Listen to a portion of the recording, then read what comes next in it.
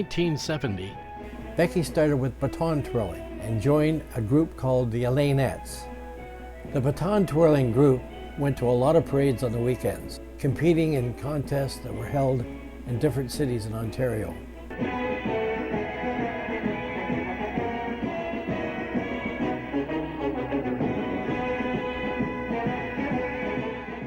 These contests consisted of many different events, such as marching, twirling, strutting, modeling, and costumes. Becky became very good at it, and she started to win a lot of trophies. It wasn't unusual for Becky to bring home 5 or 6 trophies on a weekend. These trophies were piling up, and we were starting to lose track of what they were for and where they were won. So I bought an engraver so that we could keep track. Merle would help the Elainettes with the organization and costumes, and I would sit in the stands and twiddle my thumbs. Then one day, when we were at London, Ontario, I asked the contest organizer, Deidre King, if I could bring my engraver to the contest so I could engrave some trophies for the kids and keep myself busy rather than having nothing to do, just sitting in the stands. Deidre was reluctant at first, but Deidre's mother, being very much the astute businesswoman, said, "How much are you going to charge?" I hadn't really thought about that, but I realized if I did it for nothing, I would probably be overwhelmed. So I said, $1 per line of engraving. So she said, "Okay, but give me 10% of whatever you earn during the day." So there it was, an unlikely business enterprise, and a new hobby was born. On the contest that followed, I would set up a card table and engrave trophy plates. First came the kids. They wanted their names on their trophies, of course. Then came the mothers, who wanted to bring home trophies with their little girl's name already on it to kind of justify where Dad was spending all the money on the entry fees, which were substantial if you do it every week. You could say that I kept peace in the household. This continued to evolve.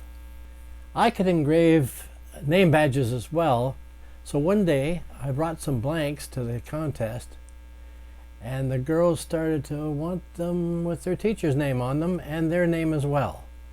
Most times the little girls said they wanted to have a badge that says "I twirl for my teacher," and then put their name on it as well. Once one kid had a name tag, then all the other kids wanted one too. I became very busy. I would like to say that this was my master plan. However, I was just as surprised as anybody was that these name badges were such a hit. It was a little girl's idea, not mine. On the next contest, I had 2 tables, and later on I had 3 tables, and a bunch of dads came and helped me. They, like me, were pleased to have something to do during the long day. And then what happened next is what I call a magic moment. I got a call from Deidre's mother to ask me if I was coming to the next contest because she wanted to put me on the program because the mothers were asking whether or not the engraver would be there. My most successful commercial event was during a weekend contest, the biggest of the season, spanning 2 full days of twirling, competitions, and pageant. I set up the engraver in a high school in Markham, and after everybody had left after the first day, I stayed on and engraved all through the night without any sleep and kept on engraving for the next full day. I made $1,000 that weekend, which is about $5,000 in today's money. Yikes!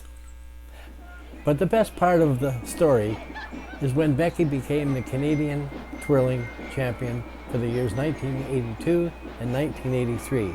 She led many major parades during those years.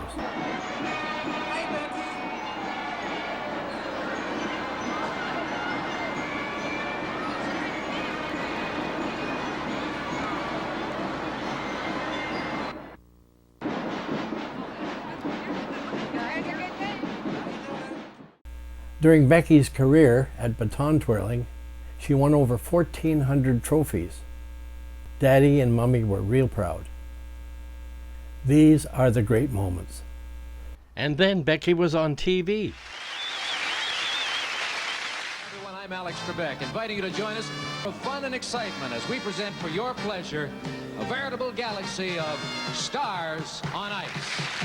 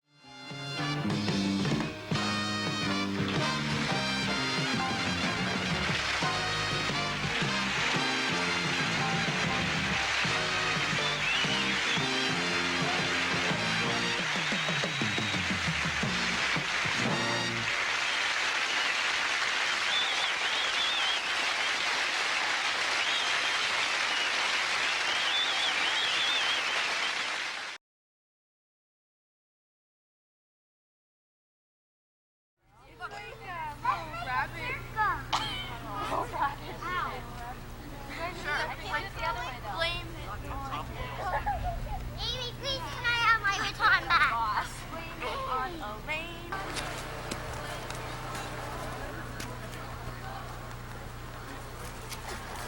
Hi, Lindsay. How are you?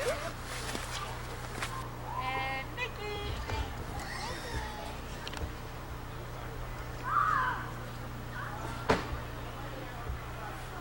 Oh, that's my last one. Good girl, Pink.